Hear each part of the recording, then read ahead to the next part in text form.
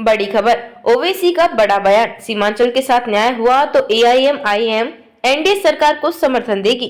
बिहार की राजनीति में नया मोड़, पटना पूर्णिया। बिहार की राजनीति में बड़ा फेरबदल संकेत देते हुए ऑल इंडिया मजलिस से इत्तेहादुल मुस्लिमीन प्रमुख असदुद्दीन ओवैसी ने शनिवार को स्पष्ट कहा कि अगर सीमांचल क्षेत्र के साथ न्याय होता है तो उनकी पार्टी बिहार में जेडीयू के नेतृत्व वाली एनडीए सरकार को समर्थन देने के लिए तैयार है।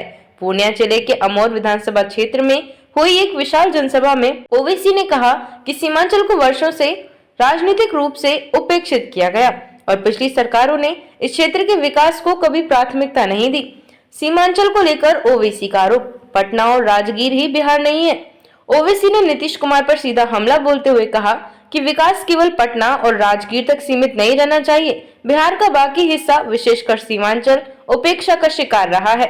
उन्होंने दावा किया कि सीमांचल, विशेष रूप से पूर्णिया, किशनगंज, अररिया और कटिहार वर्षों से नदी कटाव, पलायन, भ्रष्टाचार, स्वास्थ्य व शिक्षा संकट, रोजगार की भारी कमी जैसी समस्याओं से जूझ रहा है। एआईएमआईएम की चुनावी स्थिति और सीमांचल में पकड़। हालिया विधानसभा चुनाव में एआईएमआईएम ने सीमांचल की 5 सीटें बरकरार रखी। सीमांचल की कुल 24 सीटों में से 14 सीटें एनडीए ने जीती, जिससे यह इलाका 2026 की राजनीति का अहम मैदान बन गया है। विशेषज्ञ मानते हैं कि सीमांचल में मुस्लिम वोट, दलित, पिछड़ा समीकरण, स्थानीय मुद्दों की अनदेखी इस क्षेत्र को राजनीतिक रूप से अत्यंत संवेदनशील बनाती है। एआईएमआईएम के विधायकों के लिए ओवैसी की नई जवाबदेही नीति। ओवैसी ने अपने नवनिर्वाचित विधायकों के लिए एक सख्त जवाबदेही योजना की घोषणा की। विधायक सप्ताह में 2 बार अपने क्षेत्रीय कार्यालय में बैठकर जनता की शिकायतें सुनेंगे। हर बैठक की फोटो और लोकेशन ओवैसी को व्हाट्सएप पर भेजनी होगी। एआईएमआईएम के विधायकों के लिए ओवैसी की नई जवाबदेही नीति। ओवैसी ने अपने नवनिर्वाचित विधायकों के लिए एक सख्त जवाबदेही योजना की घोषणा की। विधायक सप्ताह में 2 बार अपने क्षेत्रीय कार्यालय में बैठकर जनता की शिकायतें सुनेंगे। हर बैठक की फोटो और लोकेशन ओवैसी को व्हाट्सएप पर भेजनी होगी। जनता भी पुष्टि कर सकेगी कि विधायक क्षेत्र में मौजूद है।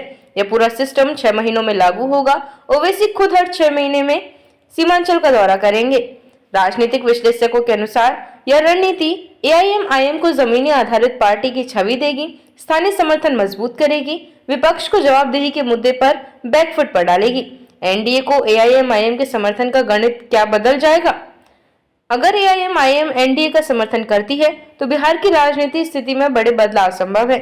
एनडीए पहले से ही सीमांचल में मजबूत स्थिति में है, लेकिन एआईएमआईएम का साथ, मुस्लिम वोटों पर पकड़, स्थानीय मुद्दों पर असर, सीटों का समीकरण सब बदल सकता है।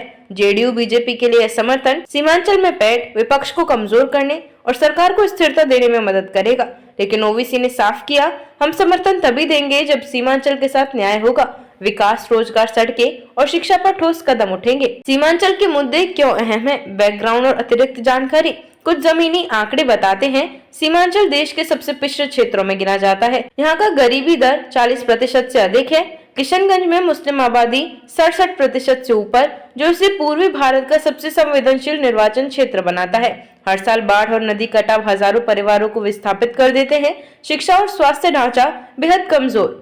कई ब्लॉकों में सरकारी अस्पतालों में डॉक्टर नहीं। अगर सरकार इस क्षेत्र को बजट आवंटन, बाढ़ नियंत्रण, सड़क कनेक्टिविटी, स्कूल कॉलेज निर्माण पर प्राथमिकता देती है तो सीमांचल राजनीतिक संदेश साफ। 2026 के विधानसभा चुनाव के लिए एआईएमआईएम मैदान तैयार कर रही है। ओवैसी का यह बयान सिर्फ समर्थन की पेशकश नहीं, बल्कि 2026 चुनावों का शुरुआती संकेत है। एआईएमआईएम अपने विधायकों को अनुशासन में रखकर काम करने वाली पार्टी की छवि बनाना चाहती है। वहीं एनडीए के लिए सीमांचल में एआईएमआईएम के साथ का मतलब विपक्ष का बिखराव, मजबूत सामाजिक समीकरण, सीटों की संख्या में बढ़त। निष्कर्ष, ओवैसी का यह बयान बिहार में बड़ा राजनीतिक संदेश देता है। सीमांचल अब सिर्फ भूगोल नहीं, बल्कि चुनावी निर्णायक क्षेत्र बन चुका है। अगर सरकार ने वादों पर कदम बढ़ाया तो एआईएमआईएम एनडीए समीकरण राजनीति की तस्वीर बदल सकता है।